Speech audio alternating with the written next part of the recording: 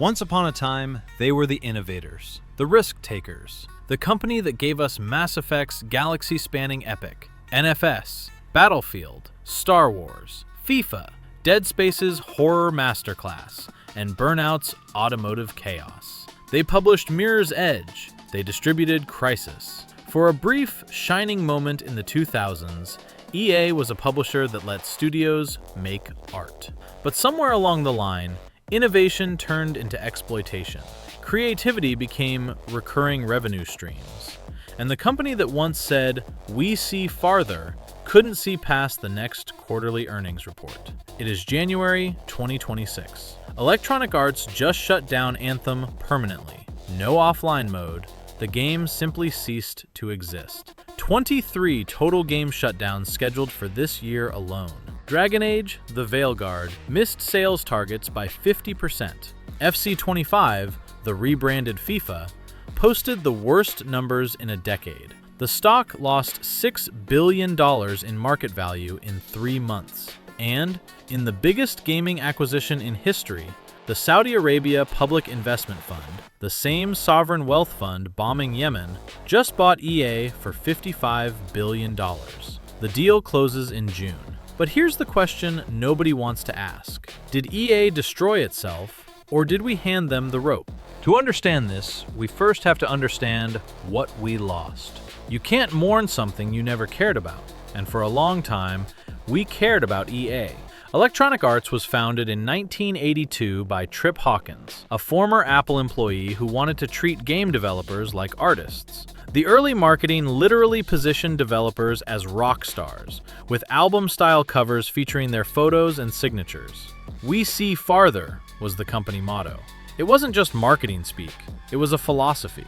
Throughout the 80s and 90s, EA built its empire on quality. They published the games other companies were too afraid to make. Populous, SimCity, Road Rash, Desert Strike. The early FIFA and Madden games weren't just licensed cash grabs. They were technical marvels that pushed hardware to its limits. But the real golden age came in the 2000s, during what I call the acquisition era. EA went on a buying spree, purchasing some of the most beloved studios in gaming. But here's the thing, for a brief moment, they actually let those studios operate independently. In 1998, they acquired Westwood Studios, the creators of Command & Conquer. For several years, Westwood continued making innovative RTS games. In 2004, they bought Criterion Games, and Burnout Paradise became one of the greatest racing games ever made. They acquired DICE, and Battlefield became a Call of Duty competitor that actually felt different. And then came the big one. In 2007, EA acquired BioWare and Pandemic Studios for $860 million. At the time, BioWare was at the peak of their creative power. They'd just released Jade Empire, and Mass Effect was about to launch.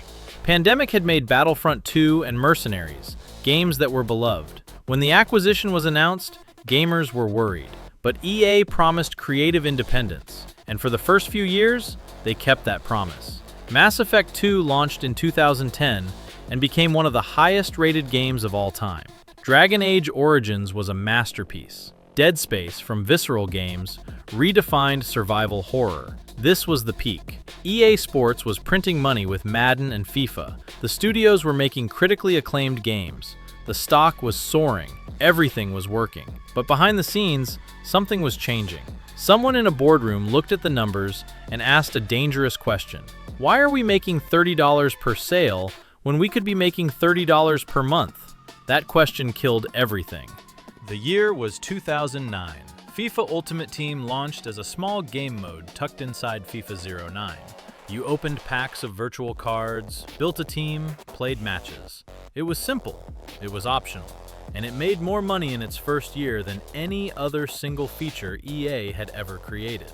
Think about that for a second. One mode, one game, more revenue than entire franchises. By 2012, Ultimate Team wasn't just successful, it was generating over $1 billion annually. By 2020, that number was $7 billion. $7 billion from virtual card packs in a sports game. EA's executives had their answer. This was the formula. Not innovation, not creativity, recurring player spending. The mandate came down from corporate. Every franchise must have a live service component. Every game must have microtransactions. Every studio must find their ultimate team. This is where the rot began.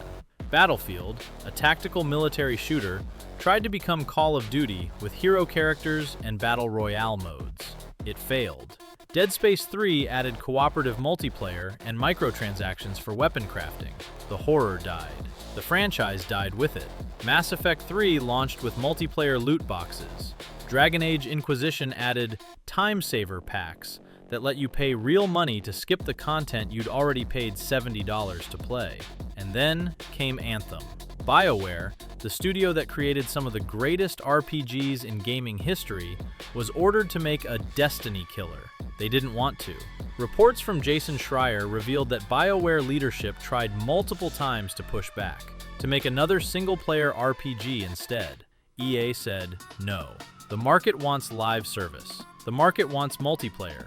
The market wants 10-year plans. So BioWare spent 7 years trying to make a game they didn't believe in, using technology, the Frostbite engine, that wasn't designed for it, with leadership that kept changing direction, because nobody actually knew what a BioWare live service game was supposed to be. Anthem launched in February 2019. It was broken. The loot system didn't work. The endgame was non-existent. Within 2 months, the player base collapsed. By 2021, EA officially canceled all future development, and on January 12, 2026, the servers shut down permanently. The game no longer exists. If you bought Anthem, you own nothing. $70 for a rental that EA decided to end. 7 years of development. Over $100 million invested. Hundreds of developers worked on it, and it's just gone. That's what happens when you force a studio to chase trends instead of playing to their strengths. But Anthem wasn't an isolated incident. It was part of a pattern of acquisition, exploitation, and closure that spans 2 decades. Let me read you the obituaries. Westwood Studios. Closed 2003. The creators of Command & Conquer, one of the most influential RTS franchises in history. EA bought them, forced them to rush Command & Conquer Renegade, then shut them down when it underperformed. Origin Systems. Closed 2004. The makers of Ultima, the series that defined computer RPGs. EA acquired them in 1992 and spent 12 years slowly strangling the creativity out of them until founder Richard Garriott left in disgust. Pandemic Studios. Closed 2009. After being acquired alongside BioWare, they were forced into licensed game hell. The Saboteur, Lord of the Rings Conquest. When those games didn't sell, EA shut them down and kept BioWare. Visceral Games. Closed 2017. The Dead Space studio. EA canceled their ambitious single-player Star Wars game directed by Amy Hennig because it didn't have enough live service potential. They shut down the entire studio. BioWare Montreal. Effectively closed 2017 after Mass Effect Andromeda. The game was rushed, buggy, and incomplete. EA canceled all DLC and folded the studio into EA Motive. Mass Effect, one of the most beloved franchises in gaming, has been dormant for 9 years. Do you see the pattern? EA acquires a beloved studio, forces them to make EA games, annualized releases, live service pivots, microtransaction integration. When the game doesn't meet impossible sales targets, EA blames market conditions and shuts down the studio. Then they keep the IP and let it rot in a vault. The developers who made the games we loved? Gone. Scattered to other studios, indie ventures, or out of the industry entirely. The creative vision that made those franchises special? Dead. And we're left with the corpses. But the studio closures were just one symptom. The real disease was greed. And nothing exemplifies that greed more than November 2017. Star Wars Battlefront II. EA had the Star Wars license. They had DICE, one of the best multiplayer studios in the world. They had unlimited marketing budget. This should have been a slam dunk. Instead, they created a loot box system so predatory, so nakedly exploitative, that it sparked a global controversy. Players calculated that unlocking all the content through gameplay would take over 4,000 hours. Or you could pay. Estimates range from $1,500 to $2,100. This wasn't a free-to-play mobile game. This was a full-price $70 retail release. When players revolted on Reddit, an EA community manager responded with one of the most tone-deaf statements in gaming history. The intent is to provide players with a sense of pride and accomplishment for unlocking different heroes. That comment became the most downvoted post in Reddit history, over 670,000 downvotes. The backlash was so severe that governments got involved. Belgium and the Netherlands investigated whether loot boxes constituted gambling. Several countries considered legislation. Disney, who owned Star Wars, reportedly called EA and demanded they remove the system before it damaged the brand. EA pulled the microtransactions before launch, but the damage was done. The game sold 9 million copies, millions below projections. And the industry learned a lesson. You can push players pretty far, but eventually, they push back. You'd think EA would learn from this. They didn't. When a UK Parliament committee investigated loot boxes in 2019, EA Vice President Kerry Hopkins testified that they weren't gambling, they were surprise mechanics, and that they're quite ethical and quite fun. She compared loot boxes to Kinder eggs. This is the level of corporate condescension we're dealing with. They'll look politicians in the eye and tell them that gambling mechanics designed to exploit children are quite ethical. Meanwhile, FIFA Ultimate Team was generating $7 billion annually. $7 billion. From virtual card packs where you don't even know the odds of what you're buying. EA only disclosed pack odds after governments legally forced them to. Which brings us to the present, the reckoning. In 2024, everything that could go wrong did go wrong. EA lost the FIFA license after 30 years. The most valuable sports brand in gaming was gone. They rebranded to EA Sports FC, hoping nobody would notice. People noticed.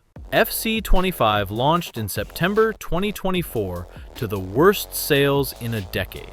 Players realized they'd been buying roster updates for $70 every year, and without the FIFA branding, the illusion shattered. Sales were down 30% year over year. Then came Dragon Age, the Veilguard. 10 years after Dragon Age Inquisition, BioWare's last chance to prove they could still make a great RPG. The game was fine, competent. But fine doesn't justify a decade of development and a massive budget. It missed internal sales targets by 40%. The stock crashed. $6 billion in market value evaporated in 3 months. Investors panicked. And then the shutdowns began. January 2026, Anthem, The Sims Mobile, NBA Live 19. 3 major shutdowns in 1 month. But EA wasn't done. They announced 23 total game shutdowns scheduled for 2026. 23. Games like Rory McIlroy PGA Tour, The Simpsons Tapped Out, UFC 3, Need for Speed Rivals, FIFA 23. Entire communities told their game no longer exists. The Stop Killing Games movement exploded. Activists lobbied governments to require publishers to offer offline modes or server files when shutting down online-only games. Because when EA shuts down Anthem, they're not just ending support, they're erasing $70 from your purchase history. You paid for a product, they took it away, legally. And then came the announcement. February 2026. The Saudi Arabia Public Investment Fund completed a $55 billion leveraged buyout of Electronic Arts, the largest gaming acquisition in history. The same sovereign wealth fund that owns Newcastle United and Live Golf. The same fund criticized for sports washing Saudi Arabia's human rights record.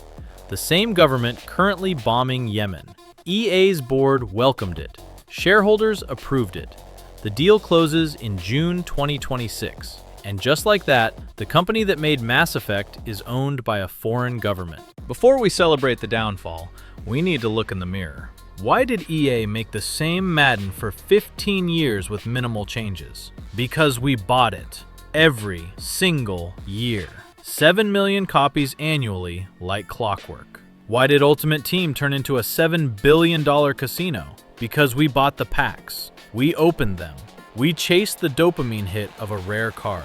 Why did they kill single-player games? Because when they released Titanfall 2, a brilliant, innovative shooter with no microtransactions, we didn't buy it. It launched between Battlefield and Call of Duty and sold 2 million copies. 2 million for one of the best shooters of the generation. When they released Mirror's Edge Catalyst, we called it niche and ignored it. When they published A Way Out, a creative co-op experience from an indie developer, we barely noticed. But FIFA 23, 20 million copies. Madden 24, 7 million copies. The same game, the same bugs, the same Ultimate Team grind every year. We taught EA that mediocrity is profitable, that innovation is risk, that we'll complain on Reddit but still pre-order. There was one exception: Star Wars Jedi Fallen Order. Single player only, no microtransactions, no live service. Respawn Entertainment was given creative freedom because they had leverage. They made Apex Legends,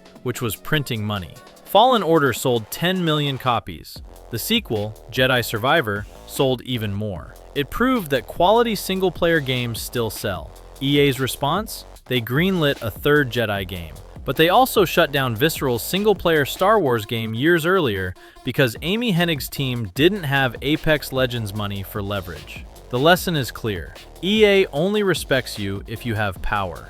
As of June 2026, Electronic Arts will be owned by Saudi Arabia. The company that created Mass Effect, Dead Space, Burnout, and SimCity is now a subsidiary of a foreign government's investment portfolio. The studios that made the games we loved are dead.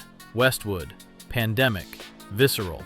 BioWare is a shell of its former self, kept alive only to extract the last drops of value from Dragon Age and Mass Effect. DICE is bleeding talent after Battlefield 2042's disaster. Respawn is the last studio standing, and only because Apex Legends makes them untouchable. The games we cherished are gone. Dead Space hasn't had a new entry since 2013, unless you count the remake. Mass Effect has been dormant since Andromeda's failure in 2017. Burnout hasn't had a true sequel since Paradise in 2008. And the servers? They're shutting down at a rate of 24 per year. Games we paid for, vanishing into the void. Did we kill EA? No, they killed themselves. They chose greed over quality. They chose annualized releases over innovation. They chose to gut studios instead of nurturing them. They chose loot boxes over player respect. But we enabled them. We bought the games. We opened the packs. We pre-ordered the same sports game every year, despite knowing it would be identical to last year's version. We taught them that they could get away with it. For 20 years, EA pushed the line of what was acceptable, and we kept moving the line further, until finally, they pushed too far. The loot boxes became indefensible. The studio closures became inexcusable. The server shutdowns became unacceptable. And now, as the Saudi flag flies over the company that made Commander Shepard, we get to ask ourselves, was it worth it? Was FIFA Ultimate Team worth Dead Space? Was Madden's annual roster update worth BioWare's soul? Was Anthem worth Visceral? As we head deeper into 2026, EA as we knew it is gone. Maybe the Saudi ownership changes nothing, just new investors in suits. Maybe it gets worse.